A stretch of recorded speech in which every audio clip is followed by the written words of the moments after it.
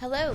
So you're interested in the Salida, Colorado real estate market? Well, in this video, I'm going to explain the Chaffee County, Colorado housing market statistics. And Chaffee County includes Salida and Buena Vista, Colorado for this past January 2025. And you're going to want to stick around into the end because I explain why this year is starting out much different than last year and how to navigate this market as a buyer and as a seller. If this is your first time to the channel, welcome. This channel is all about living in Salida, Colorado and the real estate market here. So if that's something that interests you, please be sure and subscribe and hit the bell for notifications so you're the first to know when new informative videos become available. My name is McCarthy, a realtor that specializes in Salida, Colorado and surrounding areas. And I get calls all the time from people just like you looking to move here. So whether you're thinking of moving here in a few weeks or a few months, reach out to me. Let's schedule a time to chat. I'd be happy to help you make a smooth transition to the Salida, Colorado area. Okay, let's talk about the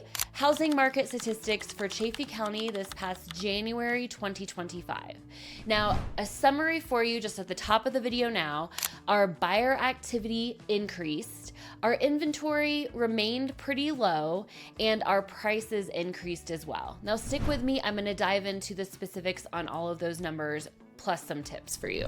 Okay, buyer activity first. Now, the number of homes that went into the pending or under contract status increased by 35% compared to last month. And the number of homes that closed this month was about the same as last month. But expect to see more closed properties next month with so many more under contract this month. So our activity, like I said, did increase. Our days on the market actually went down this month compared to last month. Homes spent a median of just 57 days on the MLS before they went under contract, which is 8 days fewer than last month. But the fact that they went down in January, the beginning of the year, the dead of winter in our mountain town, is quite extraordinary. To give you a little bit of context, in January of last year, the days on the market was 92. And the days on the market actually increased more than that in February of 2024. So our standard this time of year is that days on the market increase. I even predicted that they might do that last month, but I guess I was a little wrong there. The days on the market actually decreased this month. Our activity is increasing and our days on the market are decreasing. So it'll be interesting to see how the rest of this winter market is.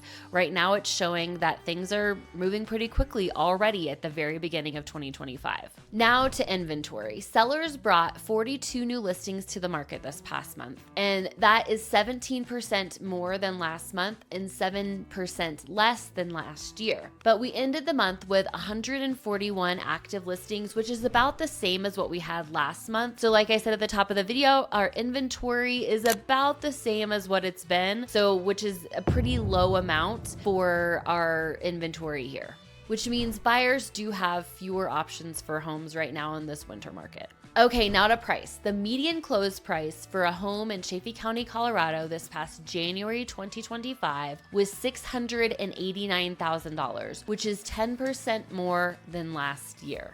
And looking at towns individually, in Salida, there was a median close price of $849,750, while Buena Vista was $742,500. And single-family homes this past month closed at 97.7% of their listed price this month in Chaffee County. Now, that is 3.3% higher than last January and 2.6% higher than last month. Then that's showing that the gap between the listed price and the amount someone is getting it for is starting to decrease. So homes are starting to sell closer to their listed price, which is obviously favorable to sellers and less favorable to buyers. So that negotiation power that we saw earlier at the end of 2024, the last few months, is starting to shrink, which means the market is shifting a little bit there. Okay, at the beginning of 2025 is obviously starting off to a pretty strong start start for us here in Chaffee County. If you remember, the higher interest rates, the rates in the mid to high sixes,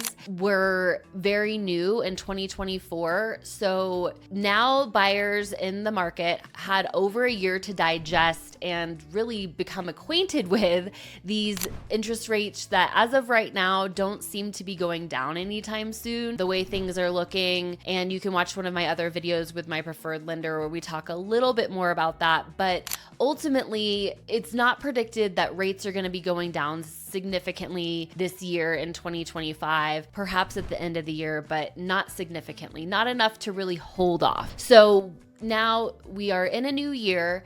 In 2024, at the beginning of 2024, the rates were fairly new. Buyers are starting to get used to these rates now and starting to just decide, okay, life is happening. I got that job. I need to make that move. I need to downsize. I need to upsize, whatever it is, you need to buy for whatever reason. And so more buyers are coming to the market. There's still probably some pent up demand happening, but we're starting to see more buyers come to the market, especially in this area that's a desirable area. Now, as I mentioned, because we have a lower inventory and an increased demand, and our days on the market are decreasing, and our amount of list price receive is increasing, the buyer leverage is decreasing, meaning buyers have less negotiation power than they had just a few months ago. So it's starting to shift somewhat. And again, that is a case by case. We have a pretty small market here. And so we're still seeing some homes that come in a little overpriced on the market, and then some that are priced really competitively and going really quickly. I was just talking to somebody today that already had 2 offers on their house that had been listed for just a few days. So it really depends on the house.